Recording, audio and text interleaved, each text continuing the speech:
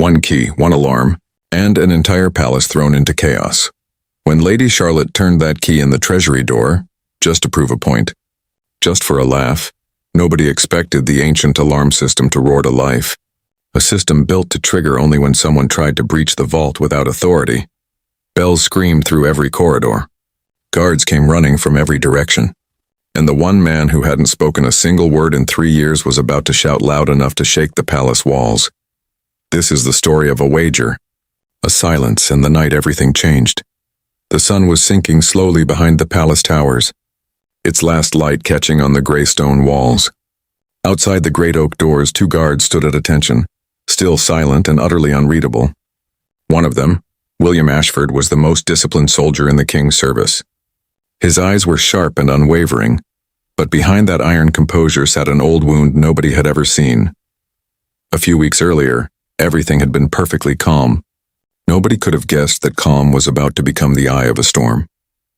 That afternoon, Lady Charlotte, the king's youngest daughter, infamous across the palace for her stubbornness and her sharp tongue, wandered through the gardens and drifted toward the guards, simply to test a theory. Were these soldiers truly as stone-faced as everyone claimed, or did something human live underneath all that discipline? "Tell me, guardsman," she said, a playful smile tugging at her lips. "Do you ever laugh?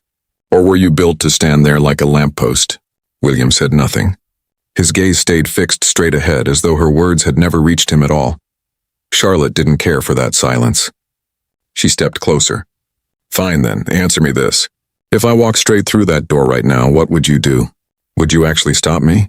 "My lady," William replied, his voice even and formal, "your path lies through the main hall, not this gate. Please return inside, and if I don't..." Charlotte's eyes glittered as if this were nothing more than a game. That game went on for weeks. Every day Charlotte found some new excuse to provoke him, snatching his sword and dashing off with it, mocking his uniform in front of the kitchen staff, embarrassing him before the other servants just to see if he'd crack. And every single time William held his tongue. His training was absolute, never under any circumstance. Raise your voice to a member of the royal family. But silence like that always hides a storm underneath. One evening, during a grand banquet for visiting dignitaries, a night when palace security had been tightened beyond anything Charlotte had seen before, she decided to push further than ever. This time her target was the treasury key. "I only wanted to see what was inside," she said with practiced innocence when William tried to stop her. "My lady, the treasury is under the crown's protection. This isn't something to toy with," William said, and for the first time, there was a real edge to his voice, but Charlotte, who had never once believed there were consequences to her games, snatched the key from its hook and began working it into the lock. "My lady, give me the key, now." William's voice carried something new this time. Not just discipline, but genuine alarm. "Why? What exactly are you going to do about it?" She laughed, twisting the key harder. And then it happened. Something neither of them saw coming. The moment the lock gave way, an ancient, long-dormant alarm system tore through the silence. Bells thundered through every hallway. Guards came sprinting from all directions. The entire palace erupted into chaos. William's stomach dropped. Years of training, duty, and dread collided in his mind all at once. He grabbed Charlotte and pulled her back, throwing himself toward the mechanism to try and shut it down. But it was already too late to stop the noise. "My lady, this isn't a game." William's voice tore through the corridor. The first time in 3 years he had truly raised it. "Do you have any idea what could have happened if the guards hadn't reached this in time? If someone outside had used this chaos to slip into the palace, you risked the crown's security for nothing more than your own stubbornness." The corridor fell utterly silent. Charlotte, who always wore that easy smile, stood frozen. For the first time she saw something in William's eyes that wasn't just discipline. It was real fear, and the crushing weight of responsibility. Within moments, other guards arrived and secured the vault. The danger passed, but that moment had already changed something between them for good. Charlotte stood quietly, head lowered. I didn't realize it was this serious," she said softly. William drew a long breath, forcing his anger back under control. "My lady, we guards don't just wear this uniform for show. Every single day we put our lives on the line to protect this palace and everyone in it." What feels like a game to you is a duty we carry with our lives.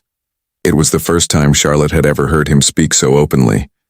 And in that moment, she understood that his silence had never been about indifference. Behind it was a man who quietly carried his duty every single day, no matter how much disrespect came his way. The next morning, Charlotte sought him out herself. "I owe you an apology," she said without a trace of her usual mischief. "I thought you were made of stone, that nothing could touch you. But last night I saw exactly how much you carry." William allowed himself a small smile, his first. "My lady, every silence has a reason behind it. We soldiers don't often show what we feel, but that doesn't mean we don't feel it." From that day on, something shifted between Charlotte and William, a quiet mutual respect neither of them had expected. Charlotte never fully gave up her mischievous streak, but there was now a line she wouldn't cross, an understanding she hadn't had before, and William, ever the silent guardian, occasionally allowed himself the smallest of smiles when their paths crossed. The palace walls had witnessed countless stories over the centuries, but this one stood apart, a story where conflict gave birth to understanding, and where a spoiled young noblewoman learned that true strength often lives in silence, and true respect belongs to those who carry out their duty without ever asking for recognition. This story reminds us that the quietest people often carry the strongest emotions beneath the surface, and sometimes it only takes one small incident to change the way we see someone completely.